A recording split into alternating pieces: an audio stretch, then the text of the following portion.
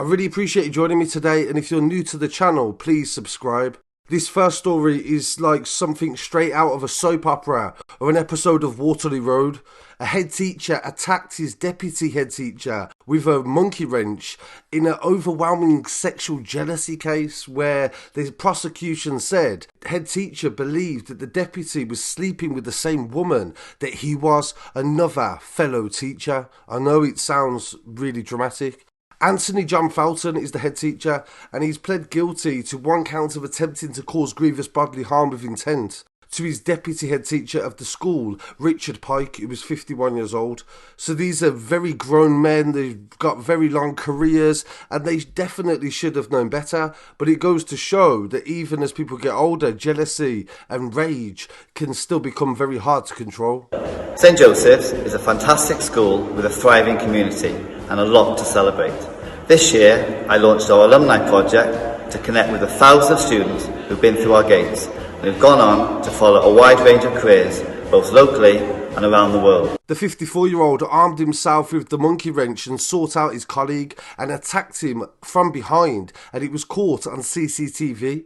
Ewan Rees, the prosecutor for the case, said Felton believed Mr. Pike had slept with another teacher with whom he'd had a recent relationship with. So this is a really sordid setup that's been going on. Felton was sentenced to 28 months in prison at Swansea Crown Court on Friday, and he was also given a restraining order after the incident that occurred at St Joseph's Roman Catholic Comprehensive School in South Wales on the 5th of March 2025. Felton threw the wrench away and left the school in his car. He then sent an email, it was reported, to the staff members apologising for the actions and the distress it was likely to cause. The judge, who was called Paul Thomas KC, said the attack was the result of overwhelming sexual jealousy. The headmaster of the school took a weapon and used it to hurt the deputy, and I suspect entirely without precedent, he said. You are more than intelligent enough to realise when you plotted this bizarre attack, the impacts and ramifications it would have would be immense and far-reaching. The judge said the attack was in fact an ambush, as Mr. Pike believed the attacker was his friend. In a victim impact statement, Mr. Pike told the court that he would live with the attack for the rest of his life, and it has taken what made me, me. I trusted him completely. The defence said in court that Felton had recently suffered due to the death of his mother and a cancer diagnosis also, and the judge argued that it was down to jealousy. He said ultimately the trigger for your violence was your own doing, your overwhelming sexual jealousy arising from an adulterous affair and uncontrollable rage that it created in you. Following the incident, police said Mr. Pike was discharged from hospital after suffering minor injuries, and the Crown Prosecution Service said in a statement that Anthony Felton struck a defenceless man repeatedly to the head with a metal weapon, demonstrating he had intent to cause him serious harm. The level of unprovoked violence from a professional in the workplace was very shocking, and today we see the attacks of this nature that often result in life-changing injuries or fatal consequences. So an absolutely bizarre story, and I also look forward to hearing what viewers have to say on this as well. Do you believe the sentence was fair enough? And do you believe that adults should act like adults and not allow these affairs to get in the way of their careers? Staying in Wales for this next story about the murder of a mother of two called Victoria Thomas. She was strangled to death by her partner, Alswyn Thomas, after they spent the day heavily drinking and also taking cocaine. Victoria was 45 years old, and she was found in the top floor spare bedroom of a house that she shared in Birch Grove in Cardiff. Thomas, 44, admitted manslaughter but maintained that Victoria's death was actually a sex act gone wrong, and it was during erotic asphyxiation that she died. He denied murder but was found guilty on March the 26th, 2025. CCTV from the afternoon on Monday the 19th of August 2024 showed the couple, who were not married, visiting the new inn on Caffillery Road and then Club 3000 Bingo in Gabalfa with members of the defendant's family. His mood that evening was described as argumentative and moody, and he drank a total of 16 pints and had been using cocaine. Further CCTV outside the bingo halls captured Alswyn Thomas taking cocaine and what appeared to be an argument before they got into a taxi. The last sighting of Victoria alive was at 9:26 p.m. when the couple returned home, and just after 11 p.m. Thomas sent text to his sisters saying, "Sorry, I have done something bad."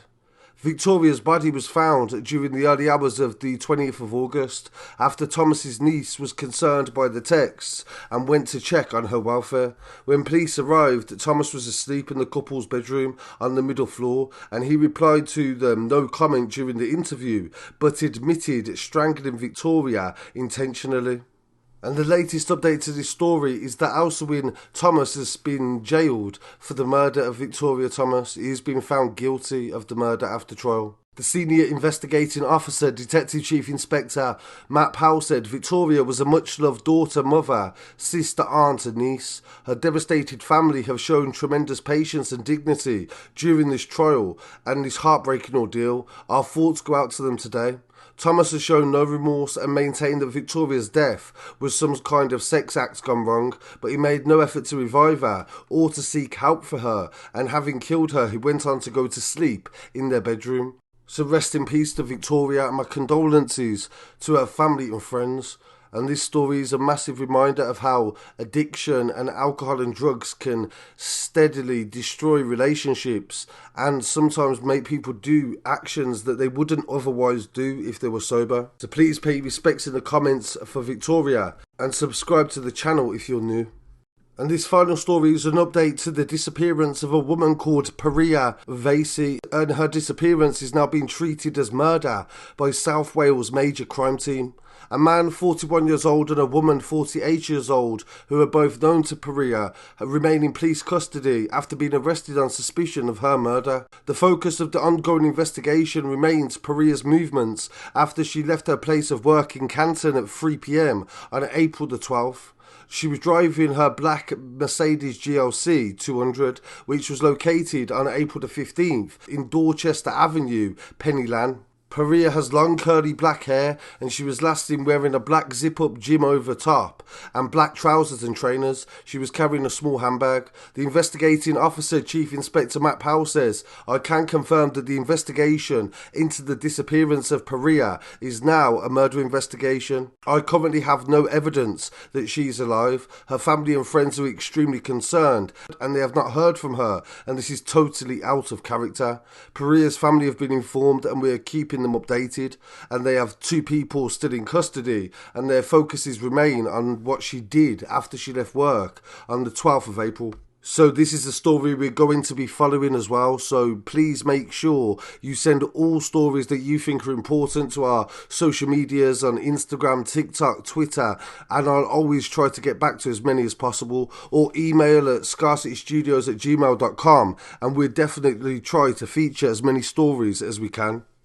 So we'll definitely keep you updated on this story and many other stories. And don't forget to like, comment, share and subscribe. I'll be back again very shortly with some more news. Peace.